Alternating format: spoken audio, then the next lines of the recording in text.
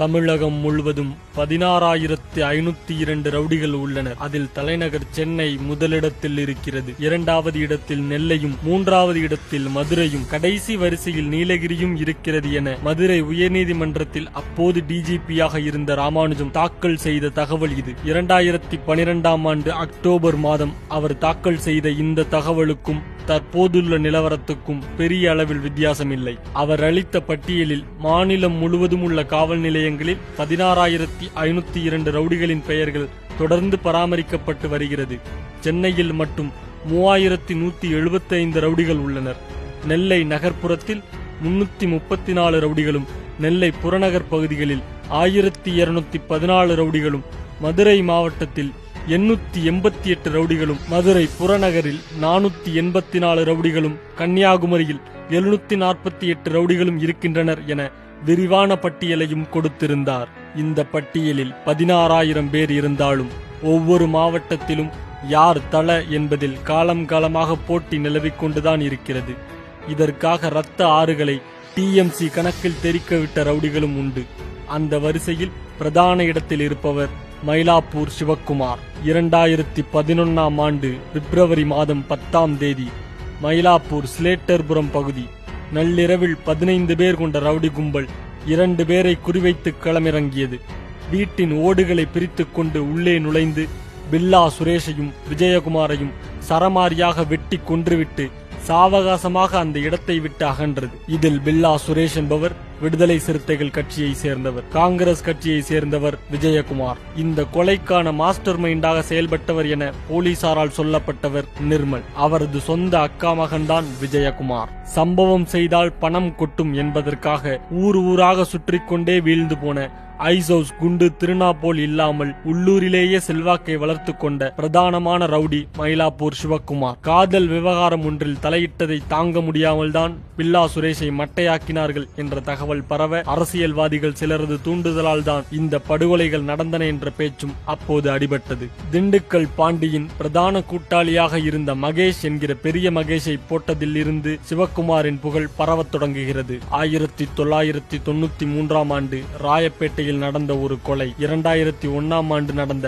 சிவக்குமார் கொலை, சூனாம்பேட்டில் நடந்த ராட்டினம் குமார் கொலை, திருவேற்காட்டில் நடந்த வெடிகுண்டு சம்பவம் என 23 வழக்குகளுக்கு சொந்தக்காரராகவும் 3 முறை குண்டர் சட்டத்தில் அடைக்கப்பட்ட பெருமைக்குரியவராகவும் இருந்த மயிலாப்பூர் மகேஷை காஞ்சிபுரத்தில் வைத்து கொன்றார் சிவக்குமார். இதன் பிறகு மயிலாப்பூர் ரவுடிகள் வட்டாரத்தில் சிவக்குமாரை தவிர வேறு யார் பெயரையும் எழுத முடியாத அளவிற்கு மாறிப்போய்விட்டது. நிர்மல் கும்பலுக்கும் பெரிய மகேஷ் கும்பலுக்கும் இருந்த கட்ட பஞ்சாயத்து தகராறுதான் நீயா நானா பிரச்சனையாக வளர்ந்தது என்றாலும் ஒரு உரைக்குள் 2 கத்திகள் எதற்கு என்ற கேள்விதான் மகேஷை மரணப்பாதைக்கு கொண்டு சென்றது. தேனாம்பேட்டை சிடி மணியின் அரசியல் பாணிக்கும் சிவக்குமாரின் கிரிமினல் பாதைக்கும் பெரிய வித்தியாசம் ஒன்றுமில்லை. ஆடி கார், அரசியல்வாதிகளின் நட்பு, காவல்துறையின் தொடர்புகள் என இருவரையுமே சம அந்தஸ்தில் வைத்து பார்க்கிறார்கள் காவல்துறை அதிகாரிகள். போதை கடத்தல் மன்னன் பினுவோடு சிவக்குமாருக்கும் பழக்கம் உண்டு. பிறந்தநாள் பார்ட்டியில் இருவரும் கலந்து கொள்வதாகத்தான் இருந்தது. கடைசி நேரத்தில் வந்த எச்சரிக்கை மணி சிவக்குமாரையும் மணியையும் தப்ப வைத்து விட்டது. அரசியல்வாதிகளின் செல்ல பிள்ளையாகவும் ரியல் எஸ்டேட், வீட்டை காலி செய்வது, கடைகளை காலி செய்வது என கட்ட பஞ்சாயத்துகளில் சிவா ரொம்பவே பிஸி. ராயப்பேட்டை, திருவள்ளிக்கேணி, சேப்பாக்கம் என எந்த பகுதிக்குள் கால் வைக்க நினைத்தாலும் அந்தந்த பகுதிகளில் செல்வாக்காக வலம் வரும் அரசியல் புள்ளிகளுக்கு சிவக்குமார் தரப்பிலிருந்து அழைப்பு போகும். அண்ணே, உங்க ஏரியாவுல முக்கிய வேலை ஒண்ணு வந்திருக்கு, உங்களை சந்திச்சு பேசணும் என்பார்கள். எதிர்முனையில் போனை எடுப்பவர்களும் நம்மை கேட்டுத்தான் நம்ம ஏரியாவுக்குள்ளேயே கால் வைக்கிறான், தாராளமாக வந்து போகட்டும் என சிவக்குமாருக்கு இடமளிப்பார்கள். பஞ்சாயத்து முடிந்த பிறகு அதில் சம்பந்தப்படாத லோக்கல் புள்ளிக்கும் உரிய பங்கு சென்று சேர்ந்துவிடும். இந்த அணுகுமுறைதான் அரசியல் கடந்து ஏராளமான நட்புகளை சிவாவுக்கு ஏற்படுத்தி கொடுத்திருக்கிறது. காவல்துறையில் இருந்து வரும் நில பஞ்சாயத்து, பெரிய இடத்து வில்லங்கம் போன்றவற்றையும் எந்த சுவடும் இல்லாமல் முடித்து கொடுத்து விடுவார். இதன் காரணமாகவே சிவாவை தேடி வரும் காவல்துறையினரும் அதிகம். இதன் காரணமாக கடந்த சில வருடங்களில் சிவாவின் சொத்து மதிப்பும் தாறுமாறாக எகிரிக் கொண்டிருக்கிறது. எதிராளி என முடிவு செய்துவிட்டால் கொலை செய்யும் முடிவோடுதான் கத்திகளை கையில் எடுக்கிறார்கள் ரவுடிகள். அங்கொன்றும் இங்கொன்றுமாக வெட்டுப்பட்டு உயிர் பிழைக்கும் வாய்ப்பை கூட எதிராளிகளுக்கு இவர்கள் கொடுப்பதில்லை.